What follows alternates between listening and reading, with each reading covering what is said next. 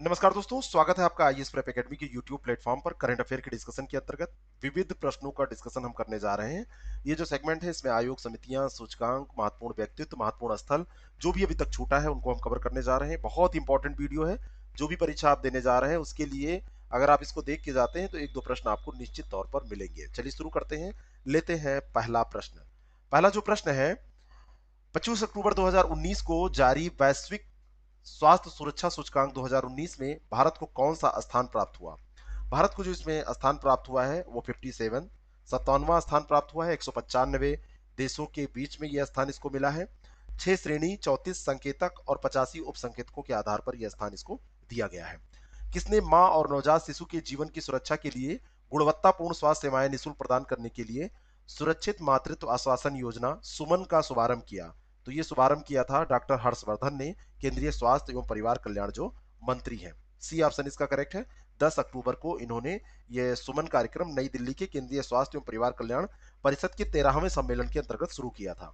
Institute for economic and peace द्वारा जारी वैश्विक आतंकवाद सूचकांक 2019 में भारत में जो आतंकवाद से प्रभावित देशों की सूची है उसमें भारत को कौन सा स्थान प्राप्त हुआ? भारत में नहीं, जो विश्व स्तर पर सूची है, तो भारत को कौन सा स्थान प्राप्त हुआ है? तो भारत का स्थान है 7th, 7वां स्थान भारत को प्राप्त हुआ है। सी ऑप्शन इसका करेक्ट है।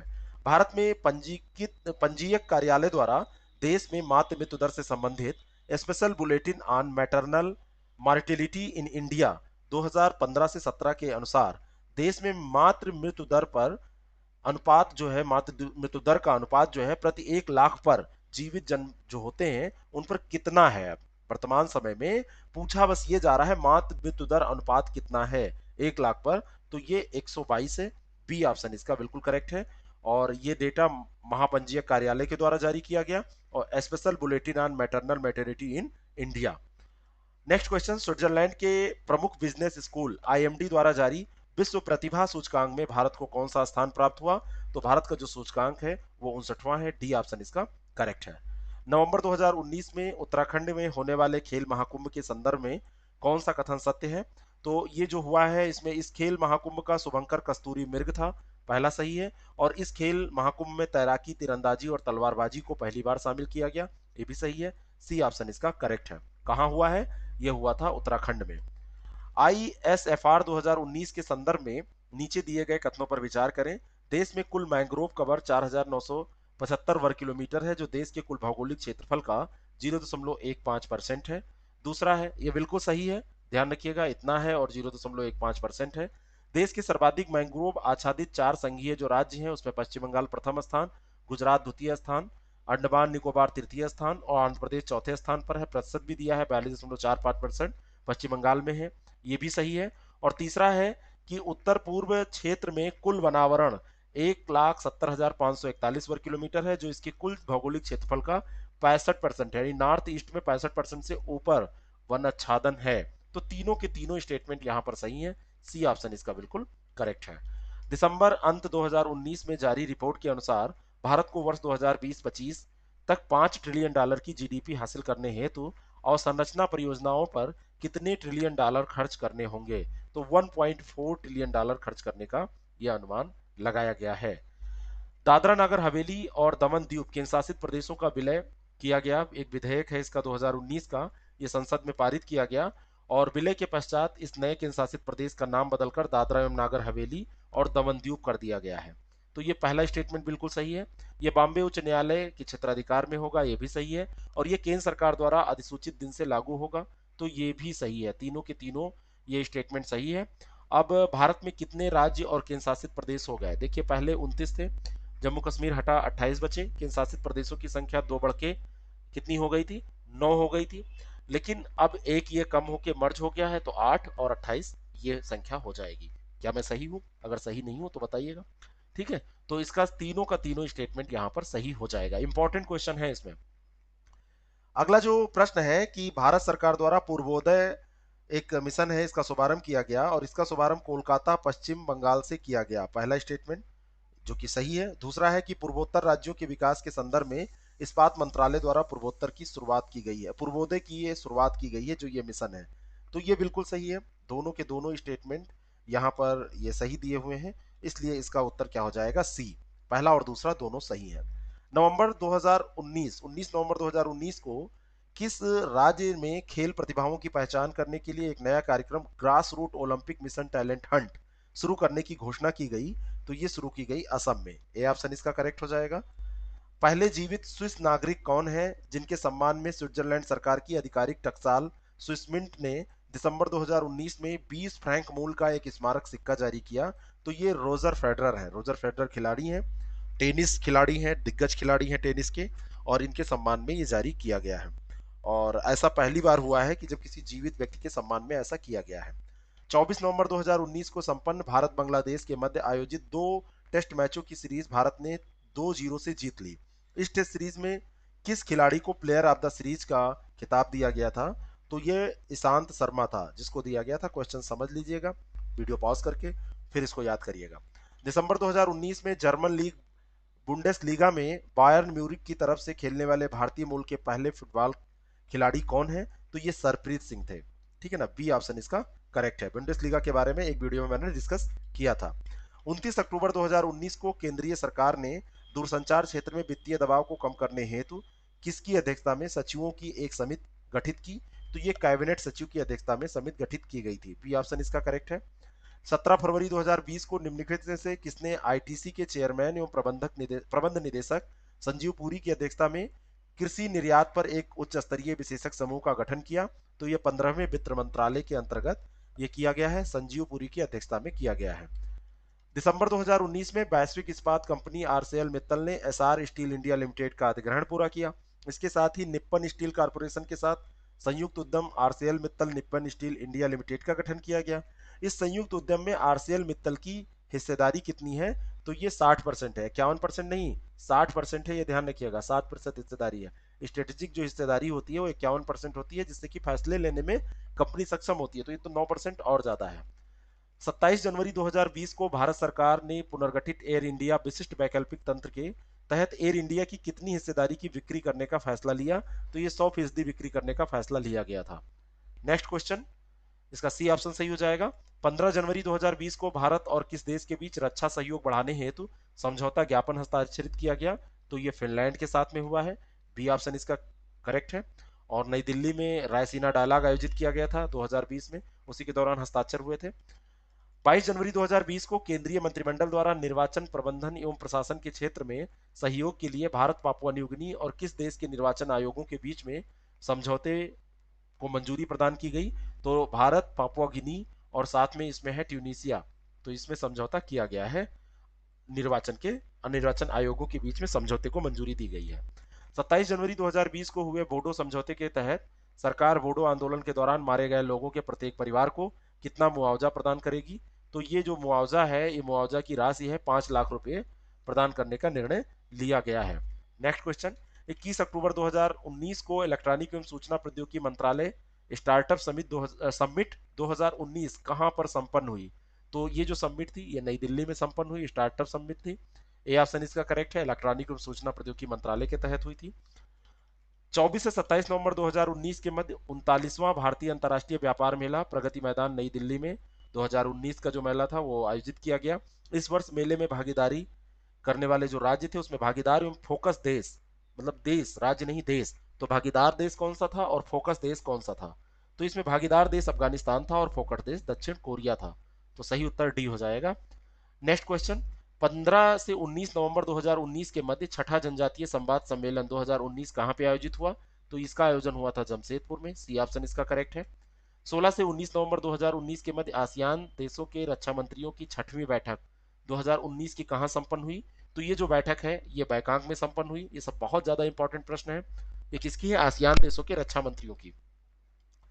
22 दिसंबर 2019 को 19वीं भारत ईरान संयुक्त आयोग की बैठक तेहरान में संपन्न हुई। इस बैठक में भारत का प्रतिनिधित्व किसने किया? तो एस जयशंकर ने इसका प्रतिनिधित्व किया। ठीक है। नेक्स्ट क्वेश्चन, 27 से 31 दिसंबर 2019 के मध्य 27वीं राष्ट्रीय बाल विज्ञान कांग्रेस तिरुवनंतपुरम केरल में संपन्न हुई। इस कांग्रेस का विषय क्या था? तो इसका था एक स्वच्छ, हरा भरा और स्वस्थ राष्ट्र के लिए विज्ञान प्रौद्योगिकी एवं नव परिवर्तन। ठीक है, तो डी ऑप्शन इसका करेक्ट हो जाएगा। नेक्स्ट क्वेश्चन, 2 से 8 मार्च 2020 को 36वीं अंतर्राष्ट्रीय भूवैज्ञानिक कांग्रेस 2020 नई दिल्ली में आयोजित की गई। भारत में पहली बार इस कांग्रेस का आयोजन कब किया गया था? तो भारत में पहली बार इस कांग्रेस का आयोजन वर्ष 1964 में किया गया था। ठीक है, अंतर्राष्ट्रीय भूवैज्ञानिक कांग्रेस 36वीं है, 1964 से शुरू हुई थी। 17 से 19 फरवरी 2020 के मध्य एशिया का सबसे बड़ा जैव प्रौद्योगिकी एवं विज्ञान जीवन विज्ञान मंच बायो एशिया शिखर सम्मेलन, ये एशिया का सबसे बड़ा ऐसा सम्मेलन है। ये हैदराबाद जो तेलंगाना में है, तेलंगाना की राजधानी है, वहां पर आयोजित किया गया। इस सम्मेलन की थीम क्या थी? देखिए इसमें क्वेश्चन में भी एक प्रश्न है। ठीक है, तो कल के लिए आज ये इसकी थीम रखी गई थी। नेक्स्ट क्वेश्चन, 22 से 23 फरवरी 2020 के मध्य अंतर्राष्ट्रीय न्यायिक सम्मेलन का आयोजन कहाँ किया गया? तो न्यायिक सम्मेलन ये नई दिल्ली में आयोजित किया गया। बी ऑप्शन करेक्ट है। 7 मार्च 2020 को महिला उद्यमी सशक्तिकरण सम्मेलन 2020 कहां पर संपन्न हुआ? तो महिला उद्यमी सशक्तिकरण सम्मेलन नई दिल्ली में, महिलाओं में जो उद्यमी हैं उनके सशक्तिकरण के लिए सम्मेलन। अगला जो प्रश्न है, 9 से 11 अगस्त 2019 के मध्य रेलवे सुरक्षा बल द्वारा देश भर के रेलवे स्टेशन पर पार्किंग में खड़े बिना दावे और पहचान वाले वाहनों के निपटारे हेतु चलाया गया जो विशेष अभियान था, उस अभियान का नाम क्या था? उस अभियान का नाम था ऑपरेशन नंबर प्लेट। ये बहुत ही ज्यादा इंपॉर्टेंट क्वेश्चन है, रेलवे में जब कुछ होता है तो पीसीएस में जरूर पूछा जाता है, यूपी पीसीएस में। अगला जो प्रश्न है, 23 से 28 अक्टूबर 2019 के मध्य भारत एवं किस देश के बीच में संयुक्त सैन्य अभ्यास ब्रज प्रहार 2019 आयोजित किया गया? तो ब्रज प्रहार भारत और अमेरिका के बीच में होता है। ए ऑप्शन इसका करेक्ट है।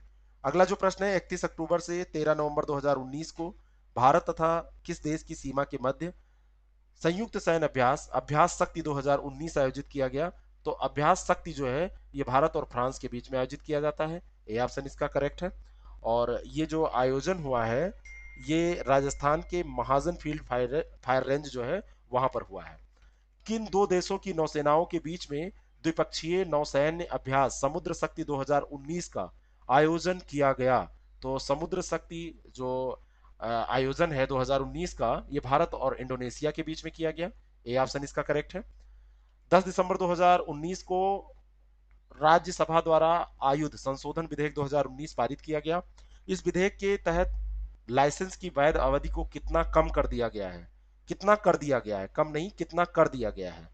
तो इसको 11 वर्ष से घटाकर 5 वर्ष कर दिया गया है, यानी कि कमी तो 6 वर्ष की हुई है, वैसे 5 वर्ष ये कर दिया गया, पहले 11 वर्ष हुआ करता था। तो सी ऑप्शन इसका करेक्ट हो जाएगा। इंग्लिश मीडियम वाले राइट साइड में देखते रहे। वित्त मंत्री निर्मला सीतारमण ने प्रत्यक्ष कर विवाद से विश्वास विधेयक 2020 पेश किया। इस विधेयक में देश में कितनी राशि से जुड़े कर विवादों के मामलों के समाधान का प्रावधान किया गया है? तो 9.32 लाख करोड़ रुपए इससे समाधान का हो पाएगा इस विधेयक से। नेक्स्ट क्वेश्चन, डी ऑप्शन इसका करेक्ट है। दिसंबर 2019 में उत्तर प्रदेश सरकार ने महिलाओं और बच्चों के खिलाफ बढ़ते अपराधों के मामलों की त्वरित सुनवाई हेतु राज्य में कितनी फास्ट ट्रैक अदालतें गठित करने का निर्णय लिया? तो 218 फास्ट ट्रैक अदालतों को गठित करने का निर्णय लिया गया। ठीक है, 144 अदालतें दुष्कर्म के मामले की नियमित रूप से सुनवाई करेंगी और जो 74 अदालतें होंगी वो पॉक्सो के मामले की जो सुनवाई है वो करेंगी। ठीक है, नेक्स्ट क्वेश्चन, और इसमें जो खर्च होगा उसमें 60% सेंटर करेगा और 40% स्टेट करेगा। असम राज्य द्वारा, असम जो सरकार है उसके द्वारा उच्च अध्ययन हेतु राज्य के छात्रों को हेल्प करने के लिए कौन सी योजना शुरू की गई? तो असम की द्वारा ये जो योजना शुरू की गई ये मंगलम योजना है। ठीक है, उच्च अध्ययन हेतु जो स्टूडेंट्स हैं उनकी मदद की जाएगी। नेक्स्ट क्वेश्चन, किस भारतीय महिला सैन्य अधिकारी को वर्ष 2019 के UN military gender advocate of the year award प्रदान किए जाने की घोषणा की गई? तो ये मेजर सुमन गवानी है। मेजर सुमन गवानी को advocate of the year award military gender UN military gender advocate of the year award प्रदान किए जाने की घोषणा की गई थी। नेक्स्ट क्वेश्चन, 24 दिसंबर 2019 को भारत हैवी इलेक्ट्रिकल्स लिमिटेड भेल ने भारत की पहली लिग्नाइट आधारित 500 मेगावाट की तापीय इकाई की शुरुआत की। यह तापीय इकाई किस राज्य में स्थापित की गई? तो ये लिग्नाइट है, ध्यान रखिएगा, तमिलनाडु में पाया जाता है ना। तो ए ऑप्शन इसका बिल्कुल करेक्ट हो जाएगा, 500 मेगावाट की, ये भी ध्यान रखिएगा। दिसंबर 2019 में उष्णकटिबंधीय चक्रवात सराय, ये सराय चक्रवात आया था, तो कौन प्रशांत द्वीपीय राष्ट्र सर्वाधिक इससे प्रभावित रहा? तो इससे सर्वाधिक प्रभावित राष्ट्र रहा था फिजी। डी ऑप्शन इसका बिल्कुल करेक्ट हो जाएगा। नेक्स्ट क्वेश्चन, प्रधानमंत्री नरेंद्र मोदी ने अटल बिहारी वाजपेयी चिकित्सा विश्वविद्यालय की आधारशिला रखी। ये जो विश्वविद्यालय है ये कहां पर स्थापित किया जा रहा है? तो ये लखनऊ में स्थापित किया जा रहा है। मोस्ट इंपॉर्टेंट ये प्रश्न है, अटल बिहारी वाजपेयी चिकित्सा विश्वविद्यालय जनवरी 2020 में घरेलू और वाणिज्यिक दोनों इकाइयों से कचरे के पृथक्करण, प्रसंस्करण और निपटान हेतु भारत का पहला ई कचरा क्लीनिंग कहां पर खोला गया? तो भारत का जो पहला ई कचरा क्लिनिक है वो कहां पर खोला गया है? ये खोला गया भोपाल में। ठीक है, बी ऑप्शन इसका बिल्कुल करेक्ट हो जाएगा। भारत की पहली सुपर फैब लैब किस राज्य में स्थापित की गई है? तो सुपर फैब लैब जो भारत की पहली स्थापित की गई है वो केरल में स्थापित की गई है। सी ऑप्शन इसका बिल्कुल करेक्ट है। केरल के मुख्यमंत्री पिनाराई विजयन है, उन्होंने कोच्चि में देश की पहली सुपर फैब लैब का उद्घाटन किया। ठीक है, नेक्स्ट क्वेश्चन जो है, जनवरी 2020 में विश्व का सबसे बड़ा ध्यान केंद्र कहां पर खोला गया? तो विश्व का सबसे बड़ा ध्यान केंद्र, वर्ल्ड लार्जेस्ट मेडिटेशन सेंटर, ये खोला गया है हैदराबाद में। बी ऑप्शन इसका करेक्ट है। प्रधानमंत्री नरेंद्र मोदी ने असम को किस जिले में बोडो शांति समझौते पर हस्ताक्षर होने के उपलक्ष्य में आयोजित समारोह में शिरकत की? तो असम के किस जिले में ये बोडो शांति समझौता हुआ था? तो ये कोकराझार में ये आयोजन किया गया था और वहीं पर ये शिरकत किया था पीएम मोदी ने। नेक्स्ट क्वेश्चन, फरवरी 2020 में अंटार्कटिका प्रायद्वीप के एस्पेरांजा बेस पर रिकॉर्ड 18.3 डिग्री सेंटीग्रेड तापमान दर्ज किया गया। एस्पेरांजा बेस पर किस देश ने अस्थायी अनुसंधान स्टेशन स्थापित किया है? तो ये अर्जेंटीना है। अर्जेंटीना ने जो किया है ये एस्पेरांजा बेस पर एक अस्थायी अनुसंधान स्टेशन बनाया है। तो सी ऑप्शन इसका बिल्कुल करेक्ट है। किसने श्रीलंका के नए राष्ट्रपति के रूप में पदभार ग्रहण किया? तो गोताबाया राजपक्षे, इन्होंने वहां के प्रधानमंत्री राष्ट्रपति के रूप में, राष्ट्रपति की बात हो रही है, राष्ट्रपति के रूप में पदभार ग्रहण किया था। अब यहां पर क्या नया डेवलपमेंट हुआ? पुराना क्वेश्चन बनेगा तब तो यही रहेगा। नया डेवलपमेंट क्या हुआ है?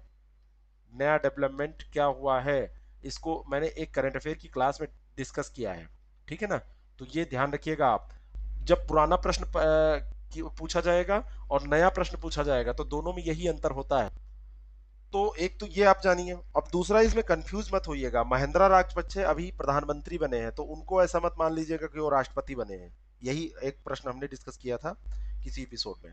Next question, general Manoj Mukund Naravane ने देश के अगले थल सेना अध्यक्ष के रूप में पदभार ग्रहण किया। ये प्रश्न भी हम डिस्कस कर चुके हैं। और इन्होंने किसका स्थान ग्रहण किया है?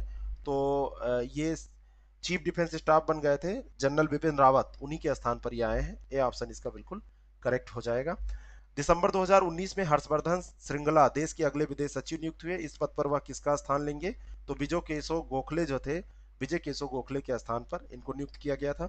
3 जनवरी 2020 को किस देश की कुद्स फोर्स के सीएस कमांडर जनरल कासिम सुलेमानी की मौत बगदाद इंटरनेशनल एयरपोर्ट के पास एक अमेरिकी ड्रोन हमले में हुई? तो ये ईरान के थे, ये ध्यान रखिएगा। डी ऑप्शन इसका बिल्कुल करेक्ट है। नेक्स्ट क्वेश्चन, 13 फरवरी 2020 को टेरी के संस्थापक एवं पूर्व प्रमुख डॉक्टर आर के पचौरी का निधन हो गया। वह कब से कब तक संयुक्त राष्ट्र inter governmental panel on the climate change के चेयरमैन रहे? तो ये 2 से 15 तक, 2002 से इनका कार्यकाल स्टार्ट हुआ था और 15 तक रहे थे। बी ऑप्शन इसका करेक्ट है। टेरी के चेयरमैन रहे थे, संस्थापक एवं पूर्व प्रमुख ये रहे थे। केंद्र सरकार ने पूर्व सूचना और प्रसारण सचिव बिमल जुल्का को देश का मुख्य सूचना आयुक्त नियुक्त किया। ये नए मुख्य सूचना आयुक्त, और इस पद पर वो किसका स्थान लेंगे? तो पहले सुधीर भार्गव थे, अब ये बन गए बिमल जुल्का। ए ऑप्शन इसका करेक्ट है। 18 फरवरी 2020 को कौन दूसरे कार्यकाल हेतु अफगानिस्तान के राष्ट्रपति निर्वाचित हुए? तो ये अशरफ गनी। डी ऑप्शन इसका बिल्कुल करेक्ट है, 18 फरवरी से ये राष्ट्रपति बने हैं। जनवरी 2020 में भारतीय नौसेना द्वारा किस देश में मानवीय सहायता और आपदा राहत उपलब्ध कराने हेतु ऑपरेशन बनीला चलाया गया? तो ऑपरेशन बनीला मेडागास्कर में चलाया गया है। ये ऑप्शन इसका बिल्कुल करेक्ट है। 13 से 26 फरवरी 2020 के मध्य किन दो देशों की सेनाओं द्वारा संयुक्त सैन्य अभ्यास अजय वारियर आयोजित किया गया? तो भारत और यूनाइटेड किंगडम के बीच में ही होता है। बी ऑप्शन इसका करेक्ट है। और 5वां संस्करण इसका आयोजित किया गया इंग्लैंड के सैलिसबरी में, सैलिसबरी पड़ता है इंग्लैंड में, वहीं पर इसका ये 5वां संस्करण आयोजित हुआ है। नेक्स्ट क्वेश्चन, 3 से 16 फरवरी 2020 के मध्य संयुक्त सैन्य अभ्यास संप्रीति 2020 किन देशों की सेनाओं के मध्य आयोजित किया गया? तो ये संप्रीति जो है ये भारत और बांग्लादेश के बीच में आयोजित किया गया है। बी इसका सही है। फरवरी 2020 में विश्व स्वास्थ्य संगठन द्वारा कोरोना वायरस से हुई बीमारी को क्या नाम दिया गया था? तो ये कोविड-19 दिया गया था। बी ऑप्शन इसका करेक्ट है। फरवरी 2020 में प्रारंभ की गई साथी पहल से संबंधित कथनों पर विचार कीजिए। इस परियोजना का उद्देश्य विदेशी स्रोतों पर निर्भरता कम करना है। पहला जो क्वेश्चन है ये बिल्कुल सही है। और वर्तमान में 3 साथी केंद्र IIT Kharagpur, IIT Delhi, IIT BHU में कार्यरत है। ये भी सही है। सी ऑप्शन इसका करेक्ट हो जाएगा, दोनों के दोनों स्टेटमेंट सही हो जाएंगे। साथी का जो फुल फॉर्म है ये आपको पता है, sophisticated analytical and technical help institute, ये साथी का फुल फॉर्म है। अगला जो प्रश्न है, हैदराबाद स्थित अनंत टेक्नोलॉजी लिमिटेड के संदर्भ में निम्न कथनों पर विचार कीजिए। ये भारत की पहली निजी कंपनी बन गई है जो विदेशों के लिए उपग्रह बनाएगी। विदेशी मतलब विदेशी जो डिमांड करेंगे, विदेश देश जो विदेश है वहां की जो मतलब कोई भी देश डिमांड करेगा उसके लिए उपग्रह बनाएगी। और इस कंपनी ने भारत में 6 विदेशी स्वामित्व वाले उपग्रहों के निर्माण हेतु समझौते पर हस्ताक्षर भी कर लिए हैं। तो दोनों के दोनों यहाँ पर स्टेटमेंट सही हैं और सही उत्तर इसका हो जाएगा सी। नेक्स्ट जो क्वेश्चन है, सितंबर 2019 में जारी report the international migrate stock 2019 के अनुसार अंतर्राष्ट्रीय प्रवासियों का शीर्ष स्रोत कौन सा देश है? तो अंतर्राष्ट्रीय स्तर पर जो प्रवासी जाते हैं उनमें शीर्ष स्रोत भारत हो गया है। सी ऑप्शन इसका करेक्ट हो जाएगा। 17.5 मिलियन के साथ अंतर्राष्ट्रीय प्रवासियों की संख्या का शीर्ष स्रोत भारत है। और उसके बाद में दूसरे स्थान पर जो रहा है मतलब इंटरनेशनल माइग्रेट स्टॉक रिपोर्ट के आधार पर तो ये मैक्सिको रहा है। और तीसरे स्थान पर रहा है चीन, तो सेकंड पे मैक्सिको हो जाएगा। अक्टूबर 2019 में किस देश ने 1 जनवरी 2020 से ओपेक की सदस्यता छोड़ने की घोषणा की? तो ओपेक की सदस्यता छोड़ने की जनवरी 2020 में घोषणा की थी। अक्टूबर में घोषणा की थी, जनवरी से छोड़ने की ये इक्वाडोर था। बी ऑप्शन इसका करेक्ट है। वैश्विक प्रतिस्पर्धा सूचकांक 2019 में भारत का रैंक क्या है? तो ये 68वीं रैंक थी भारत की। सी ऑप्शन इसका बिल्कुल करेक्ट है। और ये WEF वर्ल्ड इकोनॉमिक फोरम के द्वारा जारी किया जाता है। 12 स्तंभों या पैमानों के भारित औसत के आधार पर 141 देशों को इसमें शामिल किया जाता है। उसमें 68वीं रैंक रही है भारत की। और इसमें जो शीर्ष स्थान प्राप्त हुआ है वो सिंगापुर को प्राप्त हुआ है, और जो सबसे खराब स्थान प्राप्त हुआ है वो चार्ट को प्राप्त हुआ है। तो शीर्ष पे सिंगापुर है और जो चार्ट है वो सबसे लास्ट पे रहा है। नेक्स्ट क्वेश्चन, नवंबर 2019 में किस देश के साथ भारत का रणनीतिक साझेदारी परिषद की स्थापना पर समझौता हुआ? तो ये जो समझौता हुआ है ये सऊदी अरब के साथ में हुआ है। सी ऑप्शन इसका करेक्ट है, भारत और सऊदी अरब ने किया है। रक्षा, तेल, गैस, ठीक है, और नागर विमानन, इन सब क्षेत्रों में समझौते हुए हैं। रियाद में आयोजित तीसरे फ्यूचर इन्वेस्टमेंट इनिशिएटिव फोरम के पूर्ण सत्र में भारत की तरफ से किसने हिस्सा लिया? तो ये हिस्सा लिया प्रधानमंत्री ने। ए ऑप्शन इसका करेक्ट हो जाएगा। 28 से 29 अक्टूबर 2019 को सऊदी अरब की आधिकारिक यात्रा पर प्रधानमंत्री थे, तभी इन्होंने तीसरे फ्यूचर इन्वेस्टमेंट इनिशिएटिव फोरम में ये भाग लिया था। और इसको मैं आपको बताना चाहता हूँ। अगला जो प्रश्न है, या इसी में मैं आपको बता दूं, ये प्रश्न शायद ना है इसको, इन्वेस्टमेंट मतलब ये वैसे दावोस में होता है। तो इसके बारे में कहा गया कि दावोस इन डिजर्ट, इस तरीके का वर्ड यूज किया गया था। जनवरी की चांसलर एंजेला मर्केल, जनवरी जर्मनी, जनवरी नहीं जर्मनी, कभी कभी गलत निकल जाता है।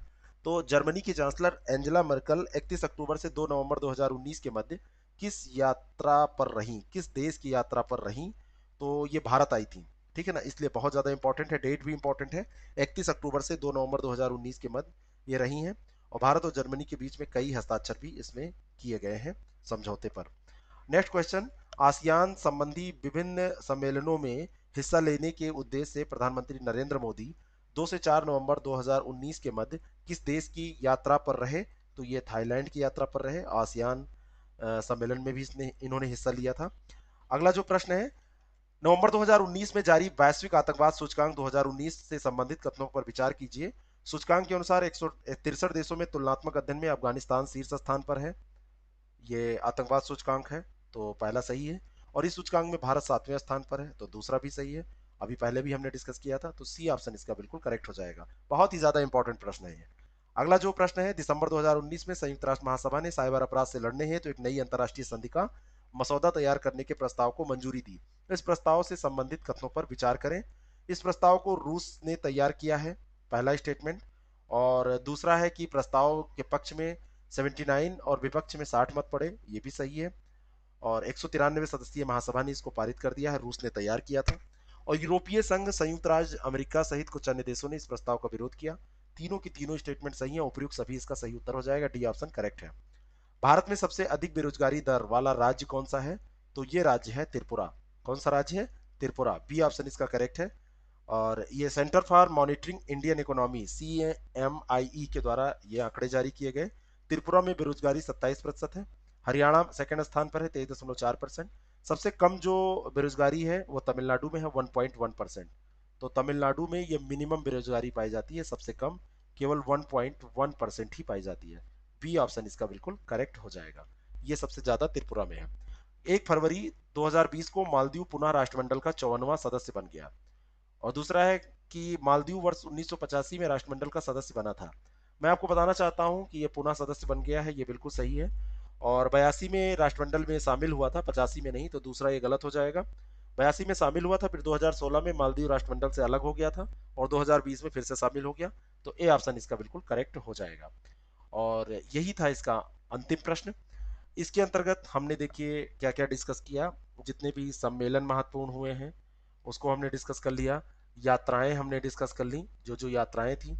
यहाँ पर हमने डिस्कस कर लिया जो रैंकिंग थी, सूचकांकों को हमने डिस्कस कर लिया। बाकी अन्य वीडियो को आप देख लीजिए, और बहुत सारी चीजें इसमें हमने व्यक्तियों के बारे में जो ज्वाइनिंग हुई है, जो चर्चा में व्यक्ति रहे हैं, किसी देश के राष्ट्राध्यक्ष बने हैं, ये सब डिस्कस कर लिया है। आप लोग अच्छे से इसको पढ़ के जाइए। Thank you very much, all the best, अच्छा ही करके आएंगे।